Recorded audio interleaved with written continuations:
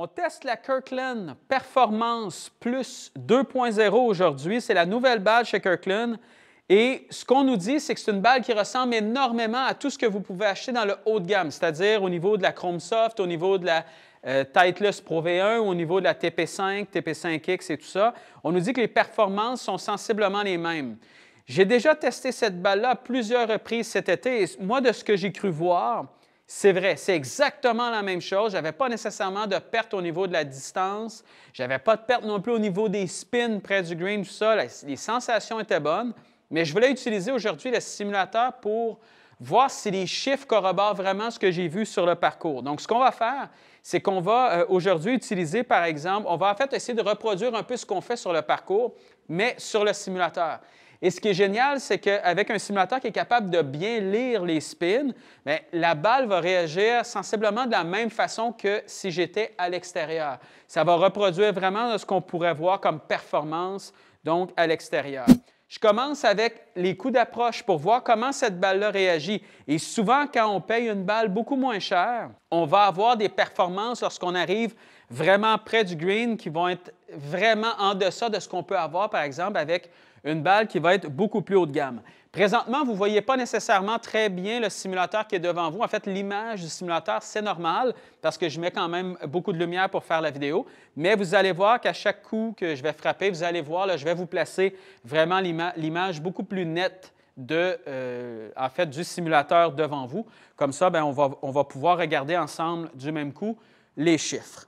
Donc, je commence avec des petits coups d'approche et pour mes amis européens, je vais placer par la suite aussi les distances en mètres. Là, c'est certain qu'on a toujours en verge devant nous.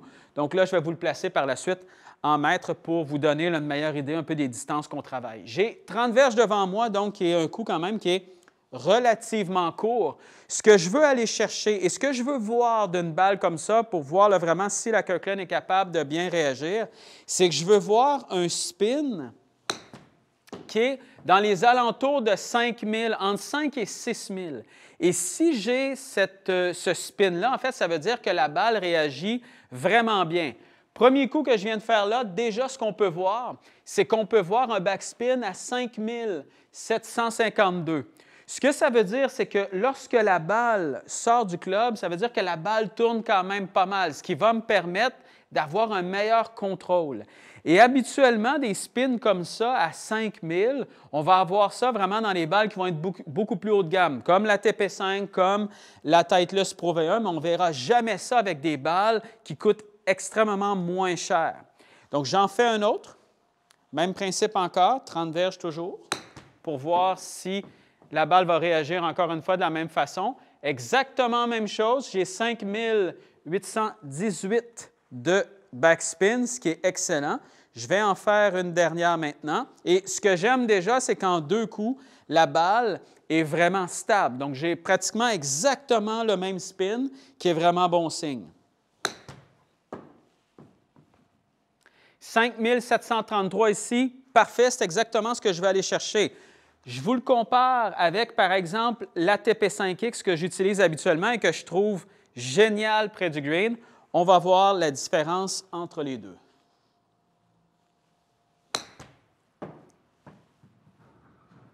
« 5 635 », donc sensiblement la même chose que je vous disais tout à l'heure qui était très surprenant. Là. On le voit là.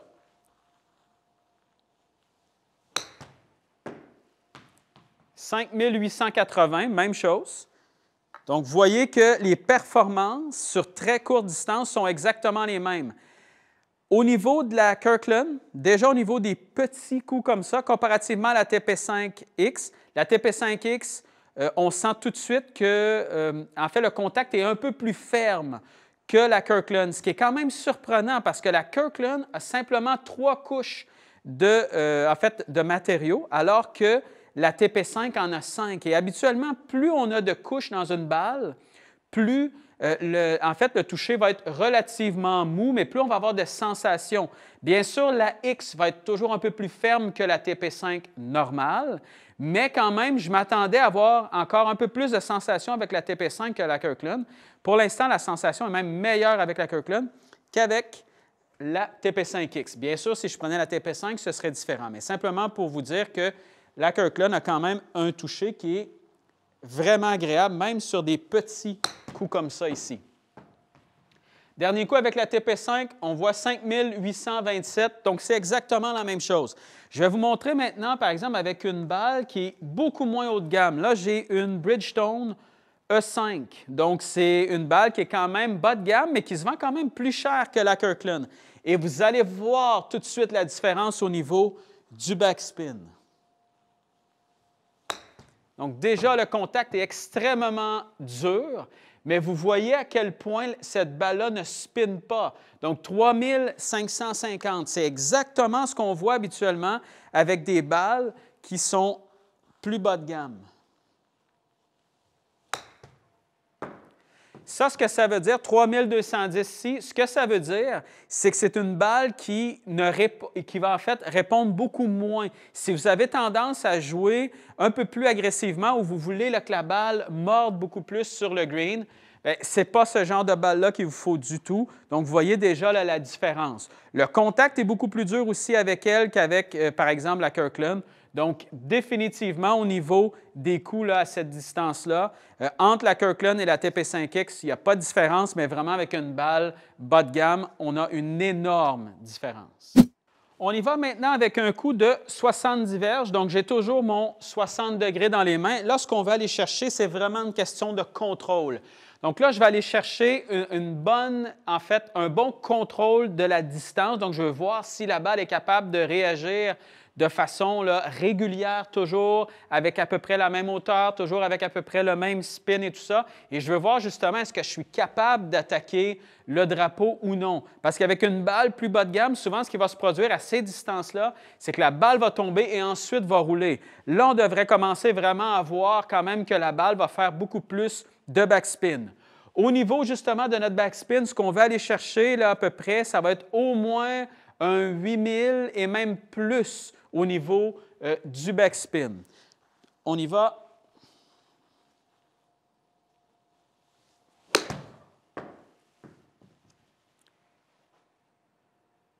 Donc, on voit que la balle réagit bien. 9039 de backspin, ce qui est quand même pas mal.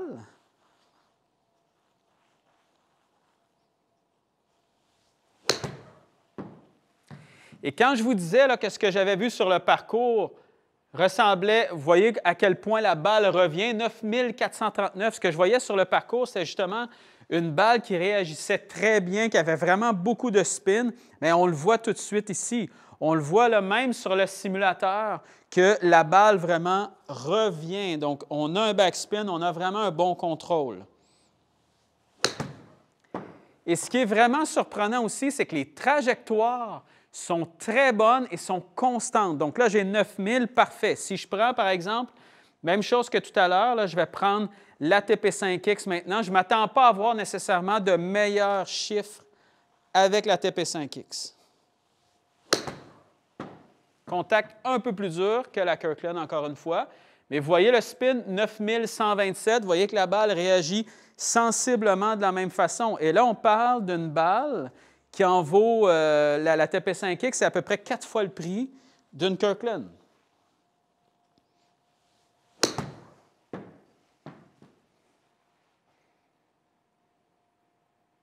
Exactement le même principe, on voit 9100. Même j'ai eu des balles pardon, avec un peu plus de spin avec la Kirkland qu'avec la TP5. Et là, j'y vais avec la Bridgestone E5.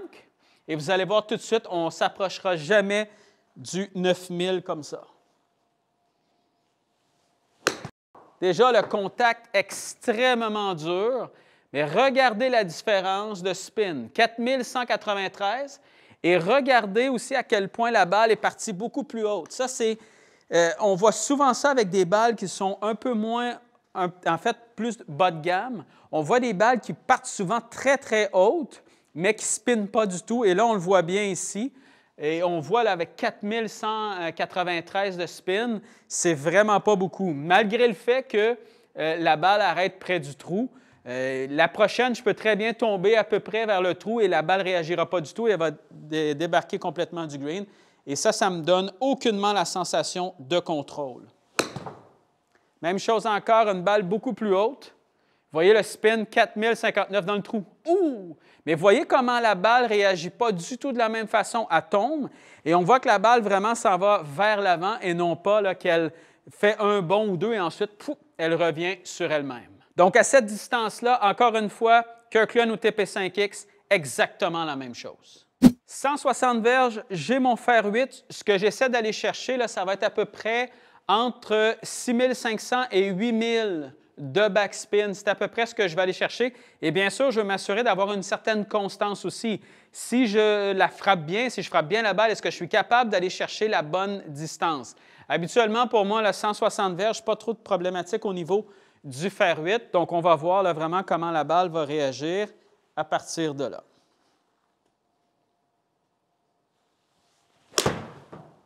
Ça, c'était pas bien frappé du tout, mais on va voir quand même, je touche le green. J'ai 7217 de spin, ce qui est très bon. Donc, c'est exactement dans ce que je vais aller chercher. Quand j'ai un fer 8 comme ça, si je vais chercher à peu près ce spin-là, ce qui se produit, c'est que ça veut dire que la balle tourne suffisamment sur elle-même pour que lorsqu'elle tombe sur le green, elle stoppe relativement rapidement. Et pourquoi c'est si important? C'est que quand on veut, par exemple, attaquer un drapeau, il faut avoir confiance que la balle soit capable de stopper relativement rapidement. Si j'ai une balle qui ne spinne pas du tout, ce qui va se produire, c'est que oui, je peux tomber à la bonne distance, mais par la suite, je vais sortir du green, donc ça ne me sert absolument à rien et je n'aurai pas du tout là, de confiance par rapport à cette balle-là.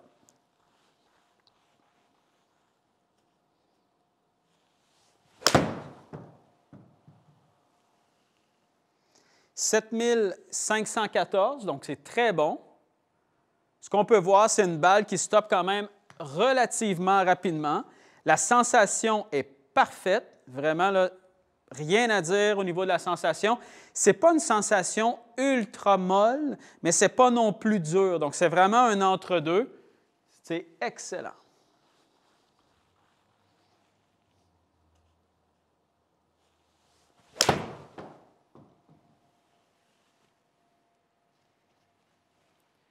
« 7000 ici, donc 6992, ce qui est parfait. Donc, maintenant, ce qu'on va voir, on va l'essayer avec la TP5 pour voir si vraiment on a une différence.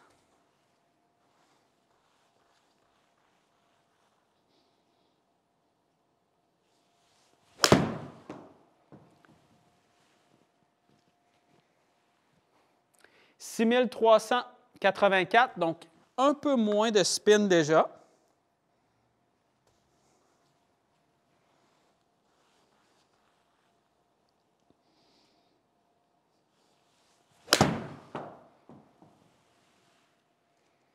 6343. Ce qu'on peut voir, c'est que parce que même la TP5, on voit là que la TP5 a tendance à spinner même un peu moins que la Kirkland. Et ce qu'on peut voir tout de suite, c'est qu'on est capable d'aller chercher un peu plus de distance. Pas beaucoup, mais quand même un peu plus. On voit que c'est plus facile pour cette balle-là là, vraiment de se rendre au drapeau comparativement avec la Kirkland de tout à l'heure. Donc, une dernière avec la TP5.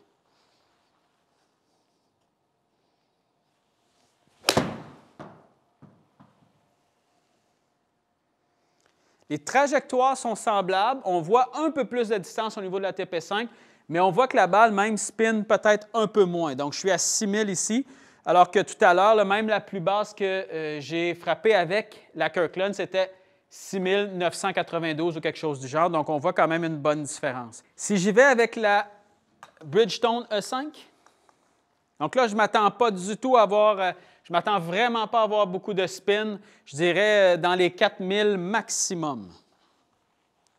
Et je m'attends surtout à avoir un contact qui va être extrêmement dur. Contact n'est pas si mal. Backspin très surprenant, 6721. Ça, je suis extrêmement surpris. On va voir maintenant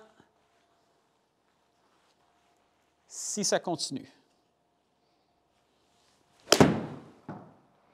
6477, là, je suis extrêmement surpris de voir ça.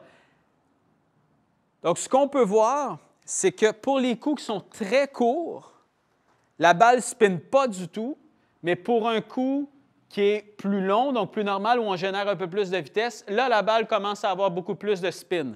Là, je suis extrêmement surpris de la Bridgestone ici.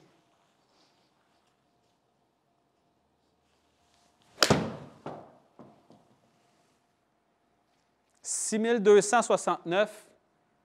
En plus, elle est dans le trou. Ouh, presque. 6269.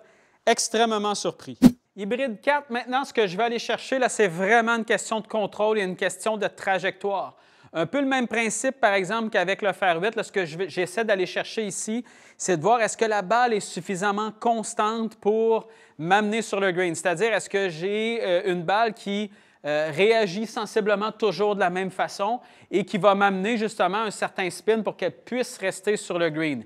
Mais je veux voir aussi, est-ce qu'elle est quand même constante au niveau des trajectoires? Donc, est-ce que j'ai tendance à avoir, par exemple, un peu plus d'effet gauche-droite, un peu plus d'effet droite-gauche? Ou est-ce que c'est, par exemple, plus difficile pour moi d'aller chercher mes distances? Donc, j'y vais avec mon hybride 4.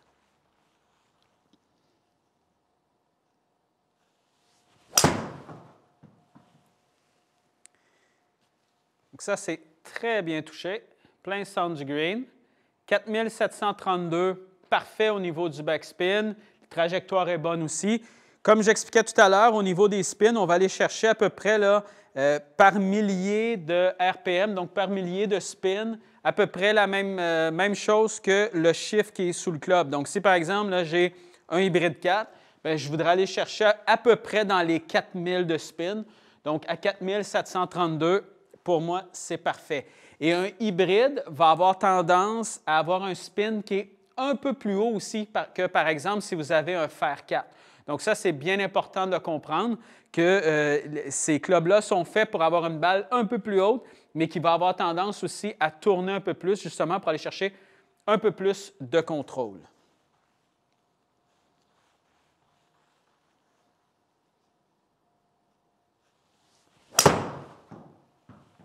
Pousser légèrement vers la droite, mais contact très bon.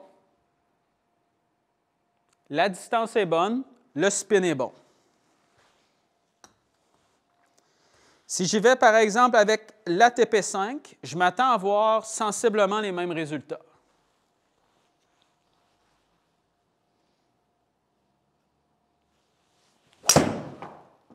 Contact plus ferme, encore une fois. On voit 4823, même distance, même chose, même trajectoire.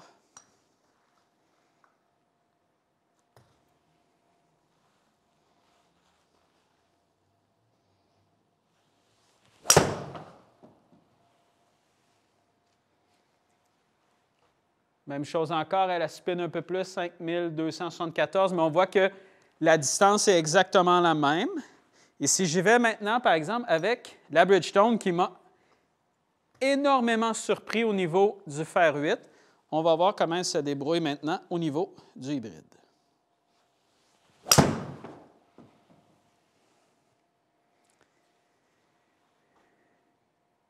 Vraiment surprenant. On voit le spin, on voit la distance, exactement la même chose qu'avec les deux autres. On y va une dernière.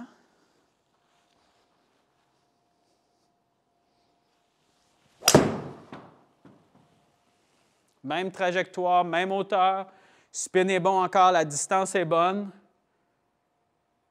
Donc, trois résultats vraiment similaires. Il y a simplement au niveau des sensations, au niveau du toucher là, de la balle, c'est légèrement différent. Bien sûr, au niveau de la Bridgestone, on sent là, vraiment que c'est beaucoup plus dur. Ce qui est normal, c'est une balle normalement plus bas de gamme. Donc, on va aller chercher un toucher qui est beaucoup plus ferme. TP5 est bon. On sent là, vraiment les 5 couches qui travaillent. Mais au niveau, par exemple, de la Kirkland, extrêmement surprenant encore, sensation excellente. On y va maintenant avec le driver, bien sûr. Ce qu'on va aller chercher, un spin relativement bas, donc à peu près entre 1900 et 2000 pour moi, là, entre 1900 et 2003, 2004, c'est parfait. En haut de ça, je vais commencer à perdre un peu trop de distance parce que j'ai tendance à quand même frapper pas mal en montant. Donc, si j'ai une balle qui spin trop, je vais perdre beaucoup trop de distance. C'est à peu près ce que je vais aller chercher. Donc, je vais avec le driver. Et on va voir si ce que j'avais senti sur le parcours, là, où je ne sentais pas du tout de perte de puissance, on va voir si c'est vrai au niveau des chiffres maintenant sur le simulateur. Trajectoire est bonne. Spin un peu haut pour l'instant, 2500, mais c'est rien de dramatique non plus.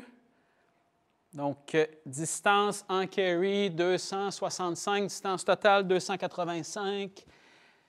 La hauteur est bonne. Donc, les chiffres sont bons pour l'instant. Un peu plus de spin que ce que je suis habitué, mais ce n'est vraiment pas majeur. Ce qui serait problématique pour moi, là, ce serait vraiment un 2700, 2800. 2005, ça va, mais il ne faudrait pas que ça soit beaucoup plus haut que ça. Mais la distance est très bonne et la trajectoire était bonne aussi et la sensation est vraiment bonne.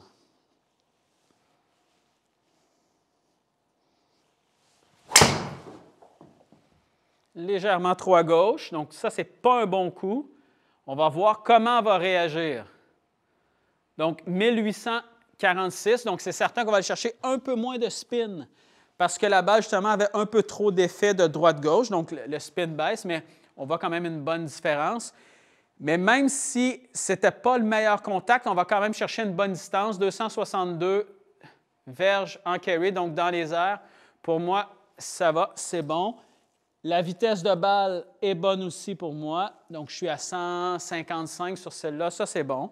C'est pas mal ce que je suis habitué de voir.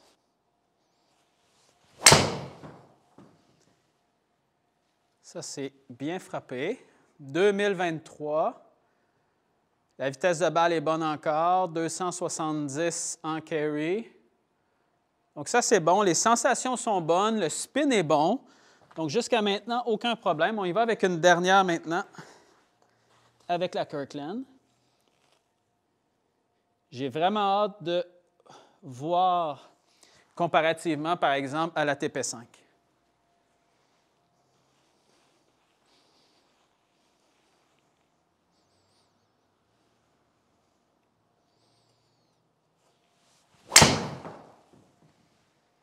Même trajectoire encore, à peu près même vitesse de balle, même spin.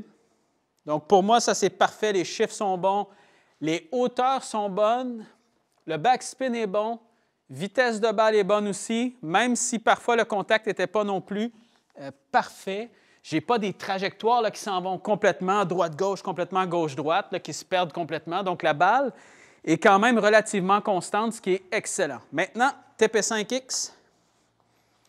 Et là, j'ai vraiment hâte de voir la différence. Et la sensation en passant avec le driver pour la Kirkland, c'est merveilleux. C'est vraiment, vraiment surprenant.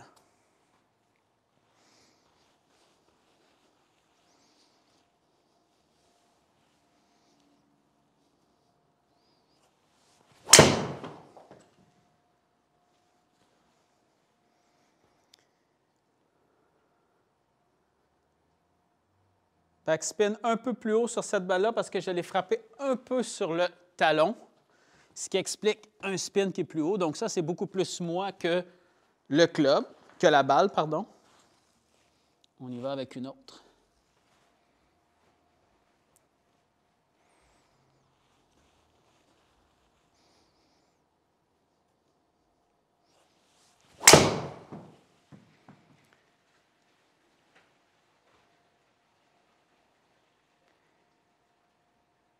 Celle-là, c'était très bien touché. Un spin qui est beaucoup plus bas, bien sûr.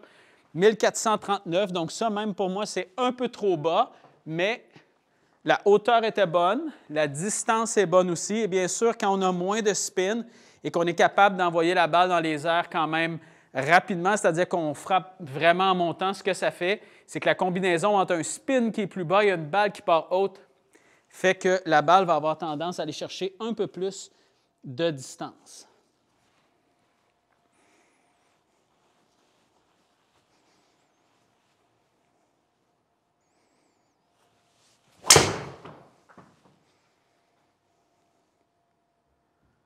« 2153 pardon, de spin, même vitesse de balle, même chose. Donc, honnêtement, c'est des balles qui se ressemblent énormément. Et bien sûr, ça joue, là, le spin, tout ça va jouer selon le contact. Mais présentement, je jouerais n'importe quelle de ces deux balles-là et ça ne change absolument rien au niveau des distances, au niveau des trajectoires.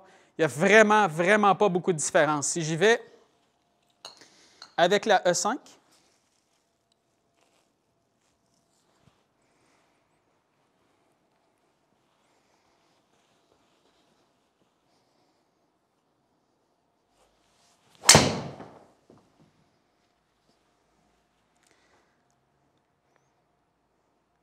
Et c'est là souvent qu'une balle plus bas de gamme est quand même capable de rivaliser avec les autres. On voit le spin qui est très bas, 1781, donc ça, c'est vraiment pas beaucoup, mais la hauteur est bonne. On voit que la distance aussi est bonne.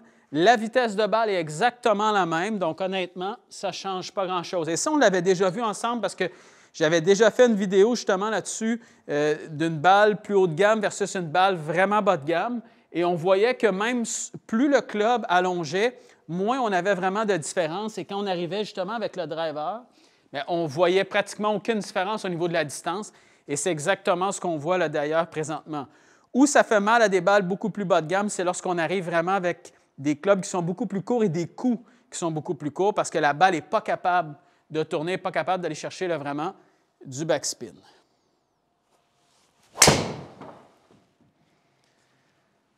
Encore une fois, bonne trajectoire, bon spin, distance pratiquement la même. Peu importe la balle qu'on choisit, c'est pratiquement la même chose.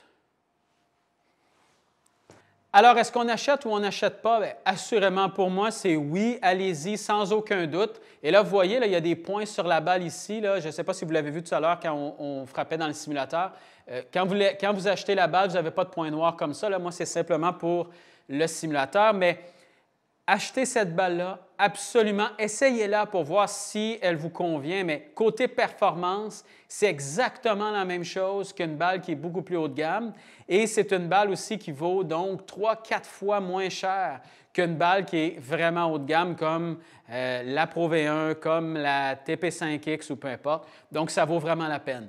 La seule chose que je dirais par rapport à cette balle-là, c'est qu'on a tendance, comparativement par exemple à une TP5X, c'est qu'elle va avoir tendance à fendre un peu plus rapidement. Donc, elle va vous durer un peu moins longtemps, mais n'oubliez jamais que vous avez 3-4 balles pour le prix d'une. Donc, même si vous jouez, si vous prenez 3 balles comme ça équivaut à une de la TP5X. Donc, même si elle fend plus rapidement, ça ne dérange pas du tout parce que vous allez en avoir beaucoup plus quand même pour votre argent. Donc, côté performance, c'est parfait. Et même si vous avez tendance à jouer des balles qui sont un peu plus bas de gamme, comme tout à l'heure, j'essayais avec, par exemple, la E5, la Bridgestone E5, vous pouvez acheter celle-là plutôt parce que vous allez avoir de meilleures performances sur les coups qui sont un peu plus courts et vous allez même la payer moins cher. Donc, vous allez avoir tous les avantages d'une balle haut de gamme sans les inconvénients, par exemple, de payer trop cher. Et vous allez avoir un énorme avantage sur les coups quand même un peu plus courts où vous allez avoir un peu plus de contrôle. Même si vous débutez au golf et que vous avez moins la capacité, par exemple, d'avoir les effets sur la balle et tout ça, mais vous allez quand même avoir un toucher de balle qui est meilleur et la balle par elle-même va quand même réagir mieux qu'une balle qui est plus bas de gamme, qui va tout de même vous coûter plus cher. Donc, allez-y assurément avec ça. Si vous êtes capable de vous en procurer, sans aucun doute, allez-y avec cette balle-là. Pour moi, c'est vraiment la révélation en 2022.